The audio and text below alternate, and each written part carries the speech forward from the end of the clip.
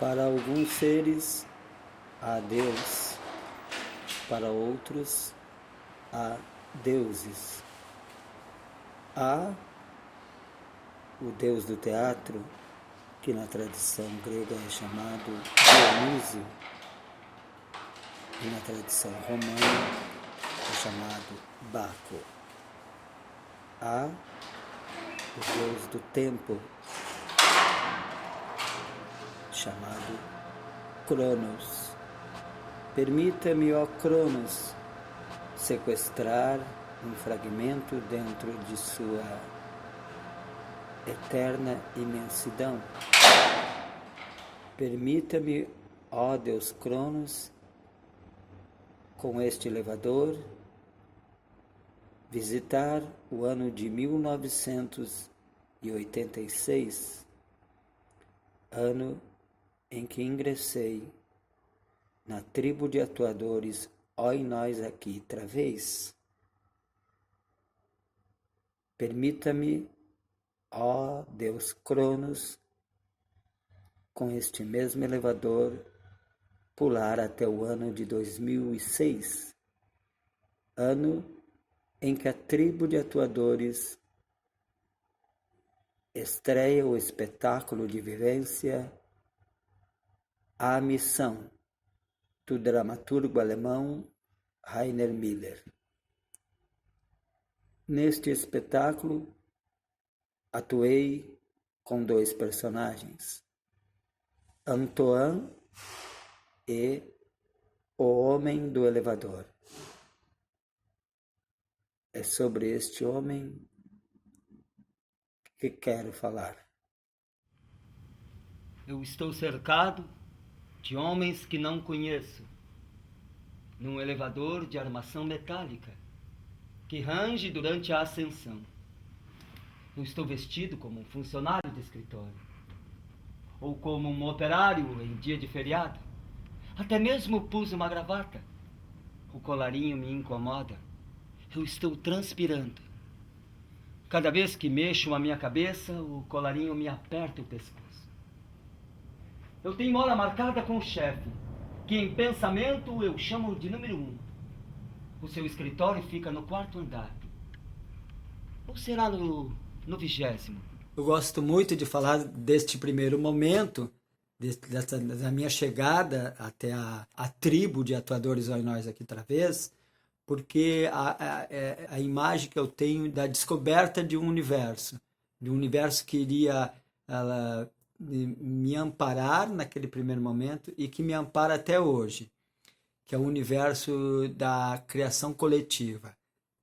Eu entro em contato com aquele grupo coletivamente trabalhando para gerar renda para poder fazer o seu teatro, né, coletivamente. Então, eu sou amparado por este grupo, eu sou recebido de uma forma muito generosa, de uma forma muito solidária, e dentro deste amparo, eu começo a aprender a fazer teatro. Eu começo com as oficinas livres, oficinas que existem até hoje, que é uma forma de se entrar em contato com o trabalho do Oi Nós. Começo a fazer oficinas livres e começo a participar dos processos de montagem. E sou remetido dentro desse universo de criação. E isso me transforma de maneira muito arrebatadora, porque eu me dilacera o meu ser para a descoberta da minha expressividade, da descoberta do meu potencial expressivo, e dentro do teatro, dentro desse universo da terreira da tribo. E logo já participo das montagens, e sempre cada montagem que vai acontecendo é muito transformadora. O meu primeiro trabalho foi num espetáculo de rua, onde eu sou convidado para fazer a cena final, onde depois de eu assistir como público, eu entro no final do espetáculo chamado Teon, Morte e Vida em Tupi-Guarani, onde é um teatro ritualístico de imagens que hipnotizava o público, porque não tinha a fala, a palavra por narrativa. As narrativas eram imagéticas, se davam através das imagens, e sonoras através de cantos. E aí aquela primeira participação é super, muito transformadora para mim. E dali eu passo a participar das outras montagens. O teatro de rua, sou convidado para protagonizar um espetáculo de rua, que é uma coisa também arrebatadora para mim, porque me coloca a imagem é no Olho do Furacão, que é um espetáculo de rua, onde uma roda imensa tá focada em ti, tá focada na tua energia.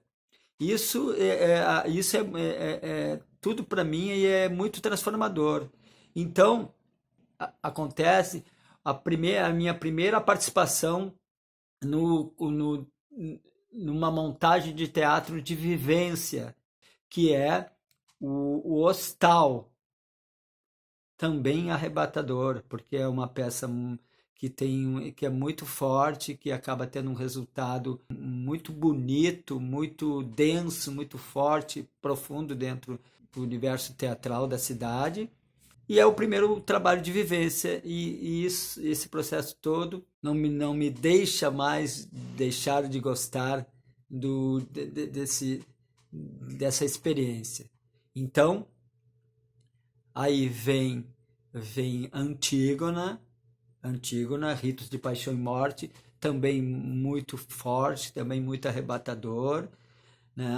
Uma experiência muito, muito rica para mim. O próximo trabalho de vivência é o Fausto, onde eu não atuei no Fausto, eu apenas participei do processo de criação até um determinado momento, e ali eu peço um hiato do grupo e volto na próxima montagem, que é o Hamlet Magna, que é a primeira vez que a gente entra em contato com esse dramaturgo alemão, o Rainer Miller, que vai chegar até a missão.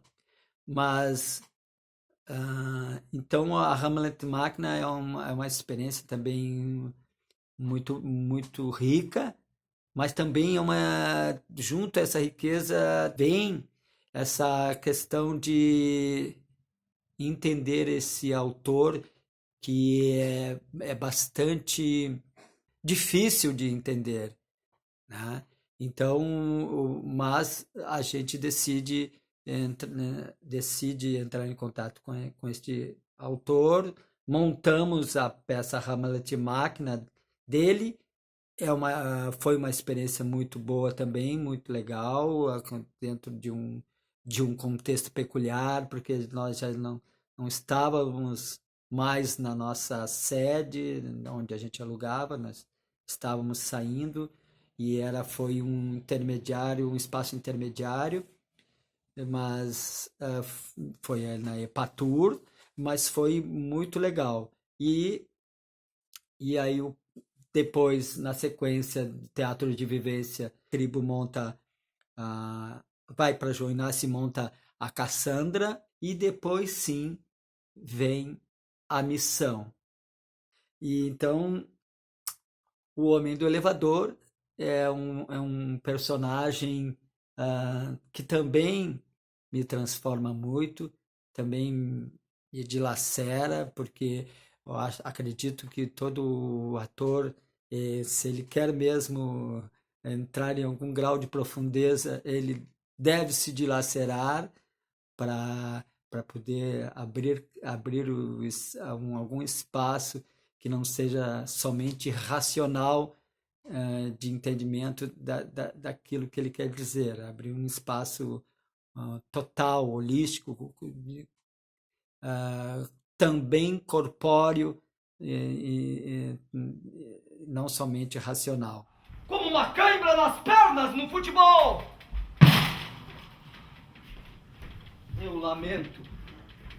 Lamento não ter o conhecimento suficiente de física para poder resumir numa fórmula científica a gritante contradição que há entre o tempo registrado em meu relógio de pulso e a velocidade do elevador. Então o Homem do Elevador me traz isso, me traz essa oportunidade de buscar o entendimento, digamos assim, deste hipertexto, deste texto fragmentado que o Heiner Miller cria em suas obras e que dá um desconforto para aquele grupo, aquele ator que quer entendê-lo, que quer poder decifrá-lo, que quer montá-lo, né? Então porque mexe muito. O que a gente se perguntava, o que ele quer dizer com isso? Ter prestado mais atenção na escola. Eu li os livros errados. Poesias em vez de física. O tempo está fora dos eixos! Em algum lugar, no quarto ou no 20º andar! O UOL corta como uma faca o meu cérebro negligente! Numa sala ampla, bem ampla, revestida com tapetes pesados, aos fundos, bem aos fundos, num canto estreito, atrás da escrivaninha, de frente para a entrada, o chefe espera por mim, o fracassado! Mas vamos ao encontro desse entendimento. Ele coloca dados também autobiográficos, dados da sua vida naquele texto ali.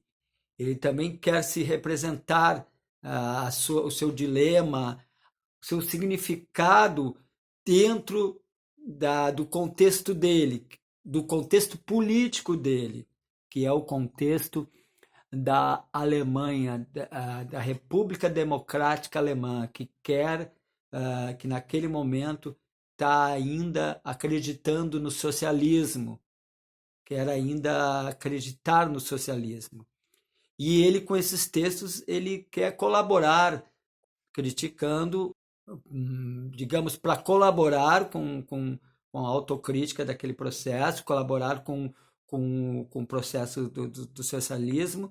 Através do teatro, ele traz essas questões. O Homem do Elevador, no meu entendimento, no entendimento do grupo, ele deixa aberto essa questão do artista, do ator, do atuador, que também pensa a sua arte politicamente. Provavelmente à direita. Eu não ouvi o tiro, mas isso não prova nada. Porque as paredes da sala do chefe devem ser a prova de som. Imponderáveis. Elas devem ter sido levadas em consideração durante a sua construção. Porque o que se passa na sala do chefe não é da conta da população. O poder é solitário.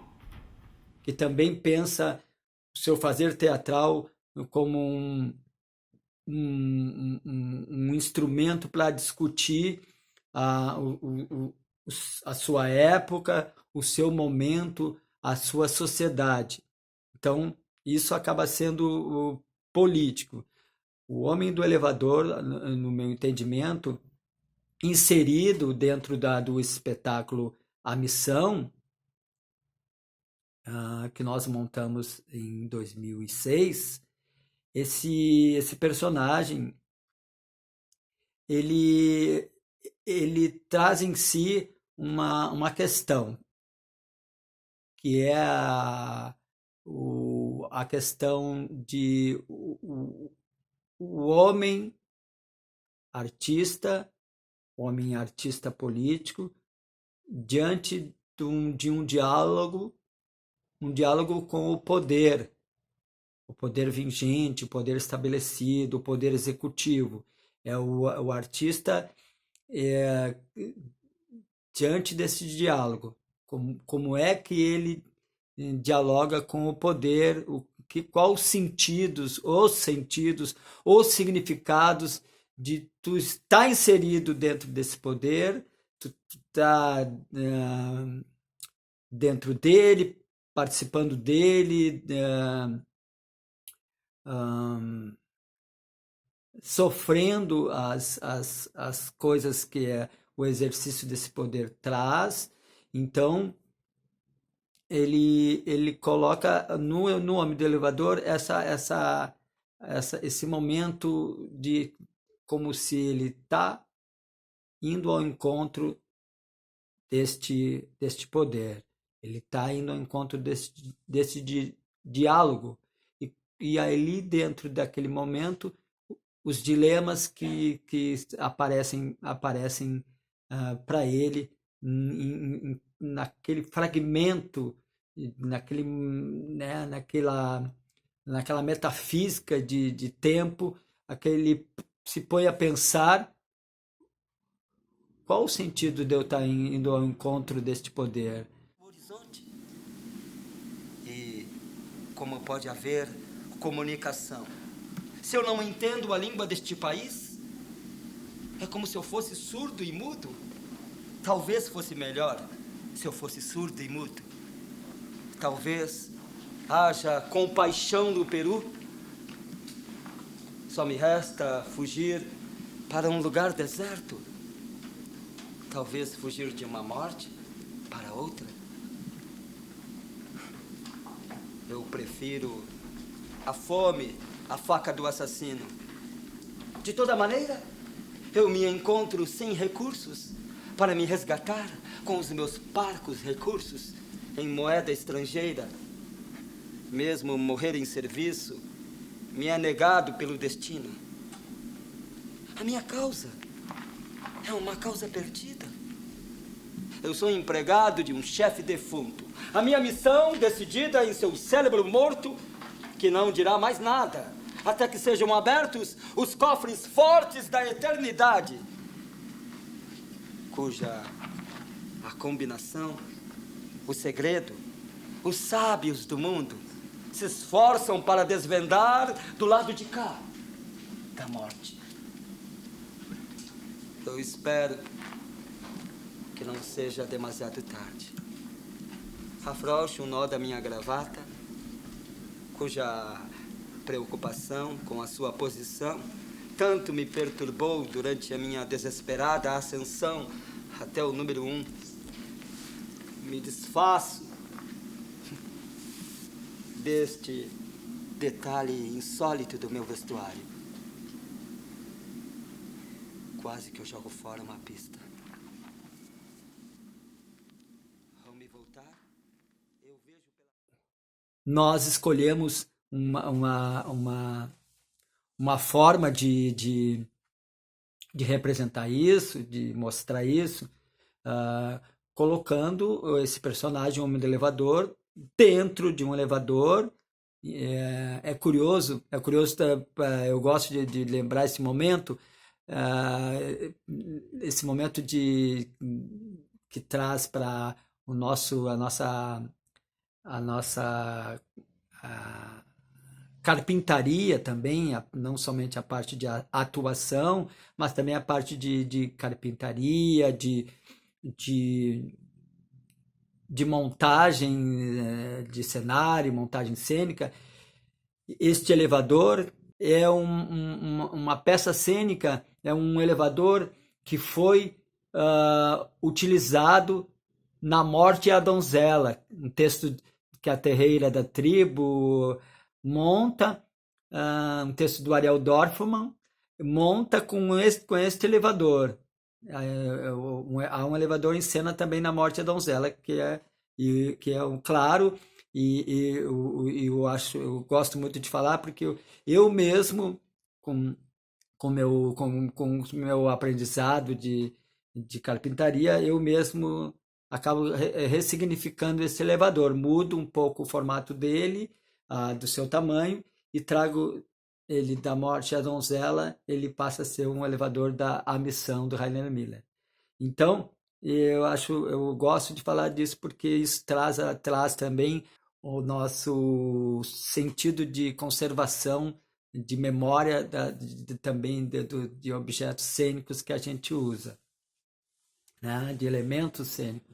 Então, optamos por colocar esse personagem dentro desse elevador, mas colocar o público acima, num patamar acima deste elevador. Ou seja, o público via esta primeira parte todo de cima, né? O homem do elevador se expressava para o público acima. Então tem elementos que são trazidos para a vivência do público, para a vivência do ator, elementos claustrofóbicos, porque é um ambiente pequeno, a visão é pequena, o quadro é pequeno. E então toda a primeira parte do texto do Homem Elevador se dá neste elevador desta forma. E tem a segunda parte, que é em outro cenário, que é um cenário que nós chamávamos de o deserto, da parte desértica, uma parte desértica do Peru, onde o texto sugere isso.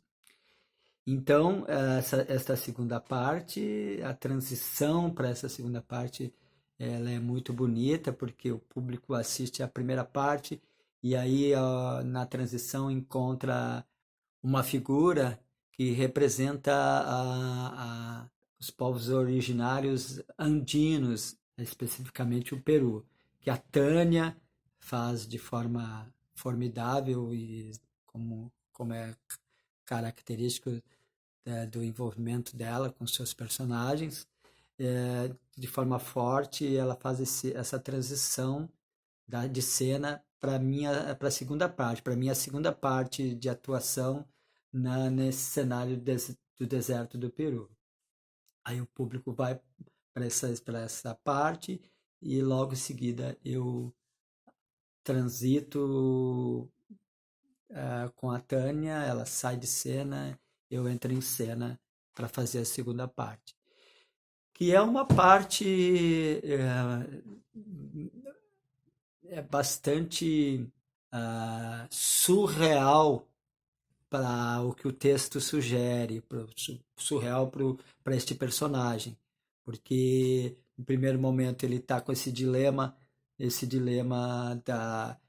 do encontro, do diálogo com esse poder, ele está discutindo num fragmento muito rápido da sua mente, ele está discutindo essa questão de qual o sentido de dialogar com o poder, e para receber uma missão do poder, discutindo essa questão de que ele vai receber uma missão, né, qual missão que e toda essa questão.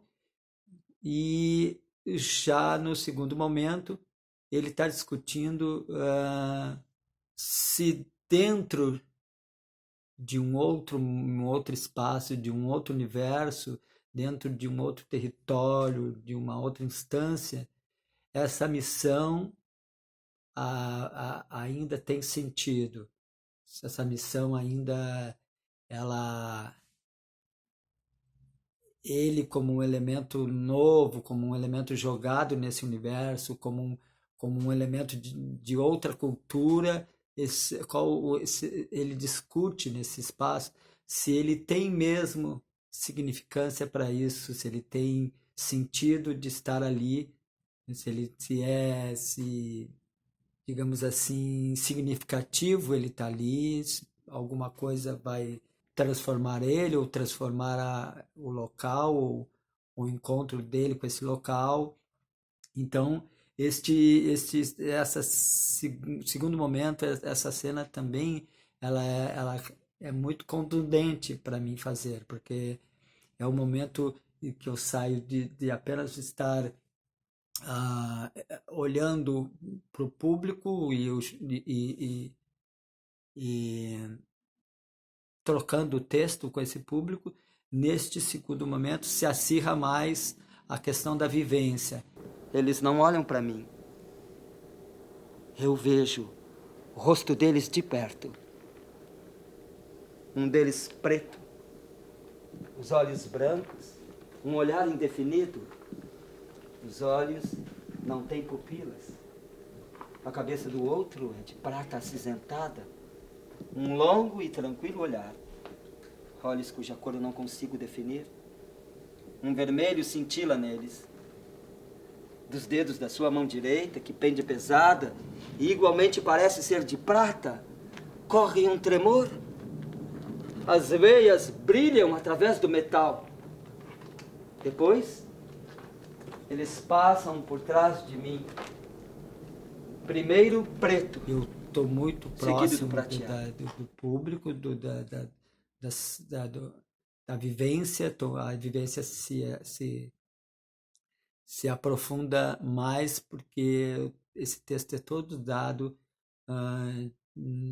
todo eu expresso ele todo de uma forma muito mais próximo e que exige, que pede de mim uma conexão que só o teatro de vivência propicia, uma conexão de, onde a qualidade ela é necessária para ser muito para a troca ser rica com aqueles que estão ali. Então, eu acredito que foi muito interessante, muito enriquecedor também, como outros espetáculos de vivência, fazer esse personagem. E acredito também que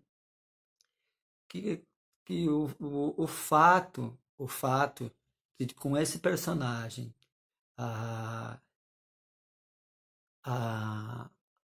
a cidade de Porto Alegre, através de um corpo de jurados, através de uma instituição, conceder para mim um prêmio de melhor ator coadjuvante,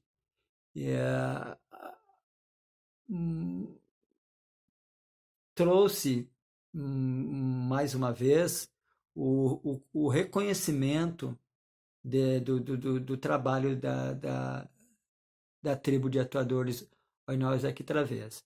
E mais ainda, o reconhecimento da criação coletiva, porque esse trabalho não me seria possível fazer naquele momento sem a ajuda do coletivo, sem o amparo do coletivo, sem a força do coletivo. Eu só acredito muito que eu só cheguei a esse resultado com esse personagem por, por causa dessa ideia de criação coletiva. Então, eu só tenho a agradecer a essa ideia. Eu espero que essa ideia perdure, dure o quanto ela puder durar. Grato.